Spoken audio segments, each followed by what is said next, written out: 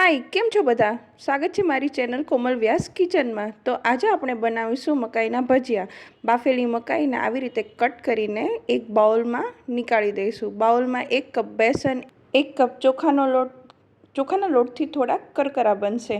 હળદર half teaspoon, આખા જીરાને શેકીને તેનો પાવડર બનાવેલો છે એ 1 ટીસ્પૂન, 1 ટીસ્પૂન મરી પાવડર, 1 ટીસ્પૂન સોલ્ટ, લાલ મરચું ધાણા જીરું ટેસ્ટ અનુસાર નાખી શકો છો, લીલા મરચાં બારીક કટ કરેલા, ધાણા બારીક કટ કરેલા. હવે બધું મિક્સ કરી દઈશું.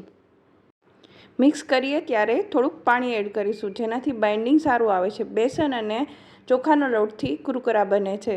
તમે એકવાર જરૂરથી ટ્રાય કરજો. જે વરસાદની મોસમમાં બહુ જ મજા આવે છે ખાવાની. આવી રીતે મિક્સ કરશો એટલે આવી કન્સિસ્ટન્સી રાખશો તો તરત જ તમે ભજીયા તરીકે એને પાડી શકીશો. ગરમ તેલ લેવાનું, ગરમ તેલમાં એ ભજીયા પાડવાના, થોડા થોડા કરવાના, એટલે એકદમ ડાર્ક બ્રાઉન જેવા થઈ જાય એટલે કાઢી લેવાના અને ધીમા તાપે કરજો જેનાથી એકદમ સરસ અંદરથી બફાઈ જાય. અને આ છે રેડી મકાઈના ભજીયા. ગરમા ગરમ મકાઈના ભજીયા વરસાદી મોસમનો પરફેક્ટ નાસ્તો. ઉકાળેલી મકાઈ, મસાલા અને બેસનનો સ્વાદિષ્ટ મિક્સચર. સોનેરી કરકરા ભજીયા ચા સાથે ખાવાની મજા ડબલ. થોડી લીલી ચાટણી સાથે પણ તમે સર્વ કરી શકો છો.